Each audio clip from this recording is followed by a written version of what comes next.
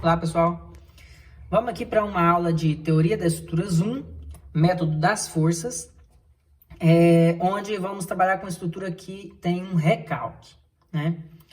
Então, vamos entender esse exercício. Determine as reações de apoio e os esforços internos para a estrutura, lembrando que ela sofreu um recalque de 3 centímetros para baixo no ponto A. E esse material é um aço com 200 gigapascal, já convertido aqui para a unidade que a gente vai trabalhar, né, quilopascal, devido às forças estarem em quilonewton, e a inércia de 10 a menos 4 metros a quarta, lembrando que a inércia foi a mesma para os pilares e as vigas. Eu coloquei aqui uma pergunta, né, como definir o sistema principal? Quando eu trabalho com recalque, nós precisamos ter uma análise mais detalhada de como definir o sistema principal. Lembra que para a utilização do método das forças, você tem inúmeras formas de definir esse sistema principal, que é a questão de romper alguns vínculos, né, transformando a estrutura em uma estrutura isostática, certo? Eu posso sempre buscar o que eu tenho maior facilidade, ou que eu acho que seja mais fácil, porém, quando existe um recalque, com a utilização do método das forças, eu acabo que eu fico limitado a algumas ações. Por exemplo, eu poderia tranquilamente romper vínculos no ponto B, transformando em rótulas, ou transformando os engastes em apoios de segundo gênero. Seriam algumas formas de romper vínculos nessa estrutura se ela não tivesse recalque. Mas tendo recalque, eu vou ter que procurar romper o vínculo relacionado ao recalque. Antes de tudo, vamos definir qual o grau peristático dessa estrutura para a gente poder já pensar no que fazer em relação a esse sistema principal. Então, vamos lá, qual que é o número de reações de apoio que eu tenho nessa estrutura? Eu tenho 2 engastes, então tem 3 reações de apoio aqui, somatório, força VA, força HA e momento A, e aqui força VF, HF e momento F. Então, eu tenho 6 reações de apoio. Qual que é o número de equações de equilíbrio que eu tenho? Somatório de força em x igual a 0, somatória de força em y igual a 0, somatório de momento igual a 0 da estrutura como um todo, e somatório de momento na rótula igual a 0 por ter uma rótula no ponto D. Então, eu tenho 4 equações. Ou seja, é hiperestático, né, obviamente, e eu tenho um grau hiperestático, ao subtrair um pelo outro, de 2. Então, eu tenho 2 de grau hiperestático. Ou seja, eu tenho que romper 2 vínculos para que eu consiga transformar a estrutura em uma isostática e consiga fazer todo aquele processo de superposição de efeitos, trabalhando com uma estrutura com forças unitárias, né, em cima de onde eu rompi os vínculos.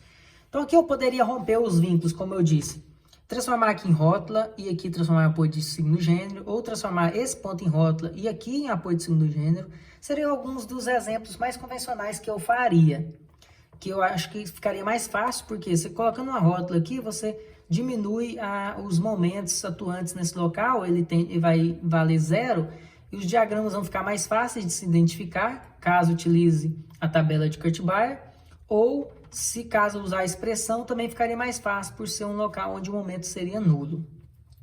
Porém, eu não posso fazer isso nesse exemplo, certo? Por quê? Porque se eu tenho como objetivo encontrar o recalque, eu tenho que levar em consideração a fórmula que a gente trabalha. Como a gente trabalha quando faz a decomposição em um grau peristático 2? Eu sei que o delta 1,0 mais o 1,1 vezes a incógnita x1 mais o 1,2 vezes a incógnita x2 é igual ao deslocamento real no ponto onde foi rompido o primeiro vínculo, ou seja, o ponto onde foi posicionado a incógnita x1. Agora, o ponto onde foi posicionada a incógnita x2 vai me propor a seguinte expressão, né? O delta 2,0 mais o deslocamento aqui 2,1 mais o deslocamento 2,2 vezes x2 também é igual ao deslocamento real do local onde foi posicionado a incógnita x2, certo? que seria isso? Seria o quê? A gente trabalhar com toda aquela metodologia que a gente utilizava antes de princípios de trabalhos virtuais unitários, onde eu calculava o deslocamento de um ponto, multiplicando o quê? A estrutura real pela virtual. Então aqui a gente está calculando o deslocamento do ponto 1 vezes a estrutura 0, o deslocamento da estrutura 1 vezes a estrutura 1, o deslocamento da estrutura 1 vezes a estrutura 2, e aí eu encontro ali o deslocamento total, já que isso aqui é uma sobreposição de efeitos. Eu somo cada um tendo como resultado o deslocamento total. E esse deslocamento total, normalmente ele é o quê? Zero. Por que ele é zero? Porque eu venho aqui, por exemplo, como eu acabei de dizer, se eu transformo aqui em uma rótula e coloco um x1 aqui, ele quer dizer o quê? Que o deslocamento de rotação que tinha nesse ponto era nulo antes, porque era engastado. Então era igual a zero, né? E aí eu vou encontrar valores finais. Eu transformei esse engaste em um apoio de segundo gênero, ou seja, também rompi o vínculo de momento. E nesse local, o deslocamento rotacional também era zero, então igualava a zero. Então, se sempre igualava a zero, passava esses dois valores para o lado de lá da igualdade, trocando o sinal, e fazia o cálculo de expressão ou até mesmo a matriz de rigidez. Mas quando tem recalque, eu preciso colocar o recalque no cálculo. Ou seja, tá vendo que eu tive aqui um deslocamento para baixo no ponto A de 0,03 metros? Eu preciso colocar esse valor aqui, porque eu preciso mostrar para o sistema que houve um deslocamento. Os deslocamentos não foram zeros nos pontos que eu estou rompendo o vínculo. Eu tenho que romper um vínculo nesse local para que esse local eu tenha o valor real da estrutura, que foi um recalque. Então, eu tenho que igualar, por exemplo, a um deslocamento para baixo, menos 0,03. Isso faz com que o meu x1, obrigatoriamente, seja aqui uma incógnita na vertical. Para que isso aconteça, o que eu tenho que fazer? Eu tenho que romper o vínculo aqui do ponto A e de tal forma que o travamento que aconteça nesse ponto A não seja na vertical. Eu posso travar o momento dele? Poderia. Eu posso travar o movimento na horizontal dele? Poderia. Mas eu posso travar o movimento na vertical dele? Não posso. Porque agora eu tenho que deixar essa incógnita x1 ser a força vertical aqui. Para que eu tenha uma incógnita x1 e essa incógnita x1 não seja mais zero, ela seja 0,03 metros, certo?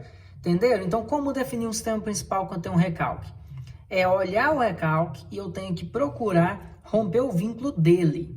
Então, quer dizer, eu tenho que transformar esse engaste em um apoio que restrinja no máximo só o momento e na direção X. Fica difícil eu criar aqui um tipo de apoio que restrinja engaste, que restrinja movimento fletor e movimento na horizontal e libere só em Y. A gente não tem nenhum exemplo prático. Eu teria que fazer uma junção, que é algo que a gente vê muito em teoria 2, que é adicionar uma chapa, uma placa, que representa ali a questão do travamento de rotação, juntamente com o apoio de primeiro gênero no sentido da horizontal para liberar apenas o movimento vertical. Isso é complicado fazer. Então, o que eu aconselho? Se é um grau hiperestático 2, já rompa 2 vínculos no ponto A, vai facilitar muito a sua vida. Então, o que eu posso fazer? Se eu transformar de engaste para apoio de primeiro gênero, eu vou liberar o giro e vou liberar o movimento na vertical. Então, eu posso utilizar o meu x2 sendo o momento do ponto A. E aí sim, a rotação do ponto A ela é zero, porque o recalque aconteceu só na vertical. Então, esse x1 vai ser relacionado a uma incógnita vertical, vai ser meu x1, e o x2 vai ser o momento, ambos do ponto A e do ponto A. Então, como ficaria o meu sistema principal? O meu sistema principal ficaria dessa forma aqui. Olha lá, x1 seria a força vertical, né? Então, posiciona a força vertical para cima. Lembrando que a expressão do x1 não vai ser igual a zero mais, vai ser igual ao recalque. porque ele representa exatamente o sentido que aconteceu do recalque aqui, na vertical para baixo. E o X2 seria o momento para eu transformar esse engaste em um apoio de primeiro gênero deitado ali, ó. Então, esse apoio de primeiro gênero ele só vai restringir o movimento na horizontal, ó.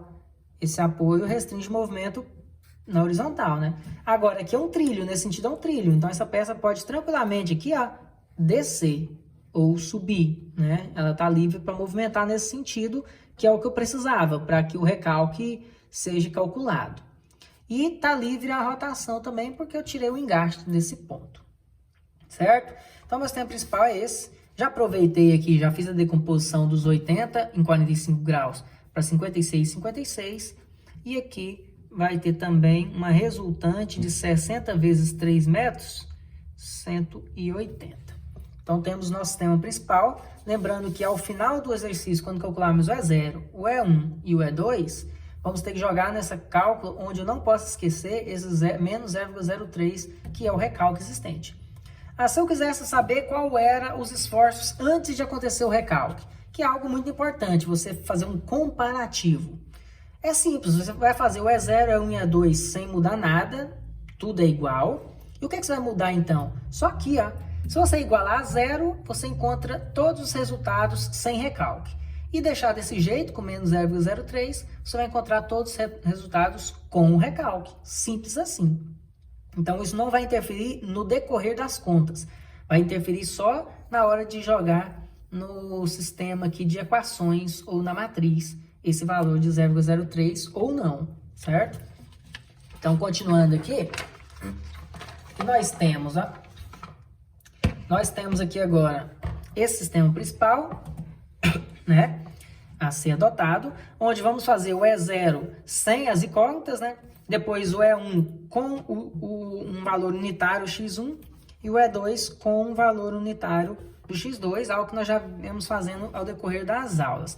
Quem não assistiu nenhuma aula anterior, assista às aulas sobre método das forças para entender como é esse processo de superposição de efeito. Então aqui eu tenho o seguinte, uma estrutura isostática agora, né? Porque eu tenho apoio de terceiro mais um de primeiro, 4 reações de apoio, HA, HF, VF e MF. E tenho 4 equações, as 3 universais, mais a somatória de momento na rótula em D. Então, vamos fazer esse cálculo. Somatória de força em X igual a 0. O que eu tenho de força em X aqui? Eu tenho HA e o HF. Então, eu tenho aqui mais HA, mais HF. O que mais que eu tenho para a direita? O 180, mais 180. O que eu tenho para a esquerda? O 56 e o 57 negativo, igual a 0. Logo, HA mais o HF é igual. Passando esses dois para o lado de lá, vai ficar negativo, menos 123,43 kN. Menos 123,43 kN. Vou parar por aí, né? Agora eu tenho aqui somatória de força em Y igual a 0. Na somatória de força em Y igual a 0, eu vou ter aqui, ó, só o VF para cima, já que não tem incógnita mais aqui, que é um apoio de primeiro gênero, né? Nesse sentido está livre ao movimento, por isso a ideia de calcular o recalque aqui. Então eu tenho simplesmente que o VF é igual à soma desses dois, VF para cima, 2 para baixo. VF vai dar 156,57 kN. Então, já é um valor encontrado. Agora, eu posso fazer um somatório de momento na rótula igual a 0. Somatório de momento na rótula igual a 0. Certo? Então, fazendo essa análise do somatório de momento na rótula, eu posso vir aqui, ó, cortar aqui na rótula, escolher um lado para fazer a nossa análise e determinar esse valor. Eu posso olhar ou para o lado direito ou para o lado esquerdo, né? Tanto faz. Se eu olhar aqui, eu cortar aqui e olhar para esse lado, eu vou estar em função de HF e MF. Duas incógnitas que eu não conheço ainda. Beleza, vai ficar em função, vai ficar parado. Se eu cortar e olhar para esse outro lado aqui, ó, para esse outro lado, eu vou estar em função só de HA. Com isso, eu já encontraria o valor de HA. Então, ficaria a critério aí da escolha. Eu vou optar e escolher esse lado. Já para encontrar valor, ó. Corto aqui, ó. E olho apenas para esse lado da rótula para encontrar já o valor de HA. Vamos ver quanto vai dar, ó. Olhando aqui, eu tenho primeiro um 100 que gira em torno da rótula D. Rótula D aqui, né? Esse 100 está a 2 metros de distância e gira no sentido anti-horário. Então, já começo com 100 vezes 2 anti-horário. Eu tenho esse 180 aqui também, ó. Esse 180 tá aqui, ó, para a direita. Qual a distância que ele está do ponto D? A distância perpendicular, ó, se eu tenho força horizontal, a distância é sempre vertical, né? Perpendicular. Essa distância é 1,5 e o giro também é anti-horário. Então, mais o valor de 180, que é a resultante, vezes 1,5, que é a distância. O que mais que eu tenho? Eu tenho aqui, ó, o próprio HA, que está posicionado para a direita aqui por enquanto. Então, esse HA para a direita, essa distância vertical aqui, ó, é de 3 metros. Então, vou ter mais 3HA igual a 0. Se eu passar tudo para de lá, vai ficar negativo, e passar o 3 dividindo, eu vou encontrar um valor de HA de menos 156,667 kN. Esse seria o valor de HA. É negativo. Por que é negativo? Porque ele deveria estar para a esquerda. Então, já até posiciono aqui uma seta para a esquerda para não esquecer desse detalhe. E o HF? O HF vai ser esse menos 156, vai passar para o lado de lá como mais 156, menos 123. Logo, o HF é igual a 33,237 kN. Certo? E aí eu tenho esse valor positivo, então realmente ele é no sentido que foi proposto, ele realmente é para a direita. Certo? Esse VF deu positivo, então realmente ela é para cima, só para a gente não esquecer aqui. Por fim, eu tenho somatória de momento igual a 0, analisando aí como um todo. Ou se eu quiser agora olhar para o lado direito da rótula em D, também posso. Fica bem mais fácil fazer. Mas se quiser fazer como um todo, também pode dar a mesma resposta. Como a gente está bem acostumado a fazer como um todo, dessa vez eu vou fazer agora menor, vai ficar muito mais fácil e vocês se acostumam também, ó. Então, se eu cortar e olhar apenas para esse lado aqui, ó, o que eu tenho na minha somatória de momento na rótula de novo em D, só que agora olhando para o lado direito. Eu vou ter um 56 girando em torno da rótula a 1 metro de distância, no sentido aqui, ó, horário. Então, vai estar menos 56,57 vezes 1. O HF deu 33 positivo, então ele está certo o sentido, vai girar no sentido anti-horário, mais 33,237 vezes 2 metros. E o MF, que está desenhado aqui no sentido anti-horário, mais MF igual a 0. Logo, o MF vai ser igual 56 vai passar para lá positivo, e 33 vezes 2, que vai dar 66 e uns quebrados, vai passar para lá negativo. Então, menos 66 com mais 56 vai dar quase menos 10, né? Vai dar menos 9,9 ali, quilonewton vezes metro. Menos, então, quer dizer que o sentido deveria ter sido horário. Então, já está posicionado aqui nesse sentido horário. Certo? Agora, continuando, encontramos todas as reações, vamos fazer o equilíbrio de barra. O equilíbrio de barra vai ser proposto em relação ao que a gente encontrou de resultado. Então, vamos posicionar aqui, ó. Quanto deu o meu HA? Meu HA deu 56 para a esquerda. Então, eu venho aqui, posiciono 156,667 para a esquerda. O que mais que eu encontrei? Um HF para a direita mesmo, no valor de 33,237. O momento foi no sentido aqui horário de 9,9. e teve uma força para cima aqui, de VF, no valor de 156,57. Então, vamos fazer o nosso equilíbrio. O que eu fiz? Eu peguei as 3 barras, separei elas, coloquei todas as forças externas que tinham, os carregamentos, e adicionei agora as reações de apoio determinadas. Agora, a gente faz um equilíbrio de barras. Lembrando que cada ponto onde rompeu aqui o vínculo para separação, eu tenho que acrescentar esforços internos que equilibram o sistema. Então, vamos fazer o equilíbrio de força primeiro. Força em Y. Tá vendo? Aqui não tem nenhuma força, então não preciso de nada aqui para equilibrar. Já está equilibrado, está zerado. Agora, no horizontal não está. Ó. Eu tenho 156 para a esquerda e 180 para a direita. Não está zerado, falta um pouco de força para a esquerda, para que, somado com 156, equilibre com o 180. Ou seja, eu preciso de 23,333 aqui, para que quando eu somar os dois, combata o 180. Como eu disse, eu vou fazer as forças primeiro, depois a gente analisa o momento. Vou analisar essa outra barra aqui agora, que também é uma barra de extremidade, onde eu conheço um nó e não conheço o outro.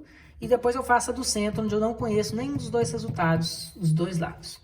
Então aqui, ó, em relação a Y, ó, eu tenho 156 para cima e 56 para baixo. Para zerar, falta uma força para baixo, juntamente com 56 para combater 156. Ou seja, falta 100. 156 contra 156. E na horizontal aqui, ó, eu tenho 33 para a direita e 56 para a esquerda. Vai faltar aqui uma força para a direita que, junto com o 33, equilibra com o 56. Essa força dá 23,333. Aqui tem questão de arredondamento, mas o resultado é esse. Então, ao subtrair aqui um do outro, falta 23. 23 mais 33... combate 56. Agora, o que eu faço? Pego essas forças e inverto ela aqui para o ponto central para poder fazer a análise da barra central. Por que inverter? Porque os pontos sempre tem que equilibrar. Ó. Se eu rompi, o esforço interno do ponto B é zero. No final, a somatória das forças internas do ponto B é zero porque está em equilíbrio. Então, se eu tenho 23 para a esquerda, eu preciso de 23 para a direita para equilibrar aqui o ponto B. Se eu tenho 100 para baixo, eu preciso de 100 para cima para equilibrar o ponto B.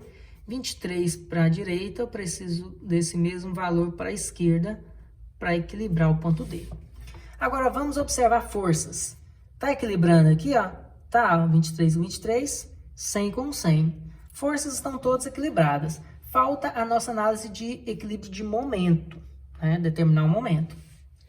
Então, vou determinar qual que é o momento aqui no ponto B. Para isso, ou você coloca uma incógnita aqui, faz a conta e depois inverte a incógnita se você errar o sentido dela, ou você anota os momentos no canto e vê o que falta para zerar. Nessa situação de equilíbrio, eu prefiro anotar num canto, porque senão eu tenho que apagar depois o sentido que eu escolhi. Então, o que eu faço? Ó, eu anoto num canto, ponto B, no caso do pilar, né? Ponto B do pilar. O que tem de momento até agora girando em torno de B no pilar? Tem esse 180 girando aqui, ó. No caso, 1,5 m, né? 1,5 m, 1,5 m.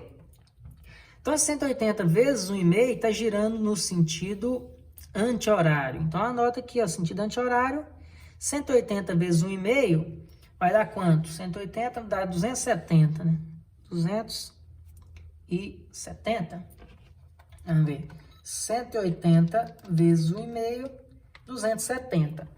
E em contrapartida, eu tenho 156 girando ao contrário. O 156 já vai girar no sentido horário. Então, eu tenho 156,667 vezes 3 metros de distância. Vai dar um valor de 470. Então, quer dizer, até agora girando em torno de B, tem 270 girando anti-horário e 470 girando horário. Isso não está zerando, né? A peça está girando. E não tem mais nada que eu tenho que observar ali. Apenas o próprio esforço que o ponto B precisa para equilibrar. Então, se eu tenho 270 num sentido e 470 no outro, eu preciso que tenha momentos que acumulem com esses 270 para zerar. Ou seja, me falta aqui um momento anti-horário no valor de 200. 200 com 270, agora sim combate os 470. E você analisou o equilíbrio. Você vai pegar esse 200 e inverter ele para a próxima barra para fazer o equilíbrio do próprio ponto B. Então, se antes ele girava anti-horário, agora você gira ele horário aqui 200. E aqui é a rótula. A rótula, o momento já dá zero. Você pode testar, mas o momento dá zero. Tanto é que eu posso fazer um teste aqui nessa barra para ver se o 200 funcionou e se o momento aqui deu zero. Então, eu posso fazer uma outra análise agora no ponto D da viga. Vamos ver se o momento já está zerando, sem a necessidade de incluir um momento em uma rótula. Eu tenho um 100 girando aqui, ó. Aqui acho que é 2 metros, né? 2 metros, 2 metros. Tem 100 a 2 metros de distância girando no sentido anti-horário. Então, tenho 200. O que mais que eu tenho? Eu tenho um 200 girando ao contrário aqui, ó. E aqui não tem nenhuma força que gere nada. Então, 200 para um lado, 200 para o outro, já zerou. Eu preciso incluir alguma coisa no ponto D para zerar? Não, já está zerado, já está equilibrado. Então, realmente, o momento na rótula é zero e aqui o momento realmente precisou ser 200 nesse sentido. Então, está realmente equilibrado todo o sistema. A partir disso, eu posso ou fazer o diagrama de momento fletor ou gerar as expressões de momento, que aí tem alunos que preferem fazer por expressão, tem alunos que preferem fazer por diagrama. Esse exercício eu vou fazer pelos dois. Então, vamos lá. Se eu for calcular a expressão de momento aqui, ó, a gente vai fazer expressão de momento de A para B. Eu venho aqui, ó, de A para B, aplico uma distância X qualquer aqui entre A e B, faço um corte qualquer. Aí eu vou aqui tampar, né, tudo que existe desse lado e começar a fazer a minha conta com X de distância. As fibras estando na parte direita do pilar, do jeito que nós desenhamos aqui, na parte de baixo, do jeito que eu virei a folha. Então, eu tenho 156 empurrando para cima, que vai tracionar as fibras, 156 vezes X, enquanto a partida eu tenho uma distribuída de 60 empurrando para baixo, que vai comprimir, que vai ser 60 vezes X, que vai ser a reação aqui no meio, vezes metade de X, que é a distância que ele vai estar. Ou seja, eu vou ter aqui, ó, 156,667x positivo, menos, porque está comprimindo, 60 vezes x dividido por 2. Então, menos 30x quadrado. A outra forma é de B para C. Então, o que eu faço? Ó, de B para C, posiciono a distância x qualquer, faço o meu corte, escolho o lado de B, sentido para C, né? E faço a minha análise. Ó. Não existe nenhuma força aqui, ó, e nem distribuída, só existe um momento. Da mesma forma no meu indicador da mão esquerda, ó, girando no sentido horário, que eu vou aplicar aqui, ó, girando no sentido horário. O que aconteceu com as fibras? Tracionou a fibra, então esse momento é positivo. Então ele vale 200, que não tem que multiplicar por mais nada, né? Ele é um momento, não multiplica o momento por distância. Só 200 e pronto. O outro é de D para C, né? Então seria aqui agora, ó, de D em direção à parte central da minha viga. Corto, posiciono aqui e vou fazer essa análise agora desse lado, ó. Então, analisando o momento nesse ponto e no ponto D, onde tem a rótula aqui, ó, eu tenho uma força de 100 para cima, esse 100 empurrando para cima vai estar tracionando a fibra. Então, eu vou ter mais 100 vezes a distância, vou ter 100x, certo? Continuando, eu vou fazer agora o momento de D para E. Então, o momento aqui de D para E, X, fazendo corte. Porém, eu vou virar a folha nesse sentido, porque eu estou posicionando as fibras do lado direito. É para quem escolheu a fibra do lado esquerdo, vai virar ao contrário, os valores vão dar com sinais invertidos ao meu. Mas eu sempre coloco a direita, porque é uma convenção ali mais fácil de conferir computacionalmente. Então, fazendo isso aqui, com a fibra na parte inferior, eu tenho uma distância X e aqui nessa ponta D tem uma força de 23 para baixo. Então, empurrando 23 aqui para baixo, vai comprimir as fibras, é negativo, vai ficar 23 vezes X. Então, vou ter aqui, ó, menos, comprimindo, né? 23,333 vezes x. E o último, FE, aqui, voltando a folha nesse sentido, do F em direção ao E, fazendo um corte aqui, posicionando aqui para tampar. O que eu tenho aqui agora? Ó? Esse 156 só comprime, né? Agora, esse 33 para baixo, ele vai comprimir as fibras, então menos 33 vezes x. E esse 9,9 é um momento girando aqui no sentido horário no ponto F. Esse momento é do ponto F. Então, vem aqui no ponto F, indicador na mão esquerda representa o sentido horário, fez esse giro, tracionou as fibras, é positivo. Logo, eu vou ter aqui um valor de o 9,9 positivo, né? 9,9 positivo, e o outro comprimiu, menos 33,237 vezes x de distância. Então, essas são as nossas 5 expressões de momento para quem for trabalhar com o método de integração. Quem for trabalhar com a tabela Kurt-Baer de comparativo de diagramas, nós precisamos desenhar o diagrama. Então, vamos lá. Ó, o meu momento ele é nulo aqui no começo, né? E lá ao final ele vale 200 e 200 positivo. Nós até provamos aqui, ó. Que é o quê, ó? Eu pego aqui a minha barra com as fibras na parte inferior e aplico um giro aqui, ó, no sentido anti-horário, indicador da mão direita, sentido anti-horário. Feito isso, vai estar tracionando as fibras, momento positivo. Positivo a gente desenha para baixo, né? Então, vou marcar aqui 200. E é claro que é uma distribuída, então vai gerar uma parábola. Essa parábola, será que ela tangencia ou será que ela tem um momento máximo aqui? Eu posso fazer uma análise rápida. Com a própria fórmula aqui também daria para fazer, né? Se eu derivar ela, eu encontraria lá onde é o ponto exato do cortante nulo e momento máximo. Mas eu nem preciso. Só de olhar aqui já dá para ter uma noção. Ó. Se sobe 156 e cai 180, obviamente ele vai atravessar para depois subir os 23 final. Então ele vai subir 56, diminuir 180 e depois subir 23. Então se ele atravessou o cortante, é claro que vai ter um momento máximo aqui ainda. Então essa parábola vai ser algo assim, ó. Né? Vai sair do zero, vai passar por algum momento máximo aqui e terminar nos 200. Eu preciso calcular o momento máximo? Para o que nós precisamos aqui, não. Eu preciso do momento máximo da estrutura final. Esse aqui é um procedimento para chegar no resultado final. E se eu utilizo, nesse procedimento eu não tenho necessidade do momento máximo, então eu não preciso perder tempo com ele. Que no caso da tabela de Kurt-Baer eu não uso o máximo.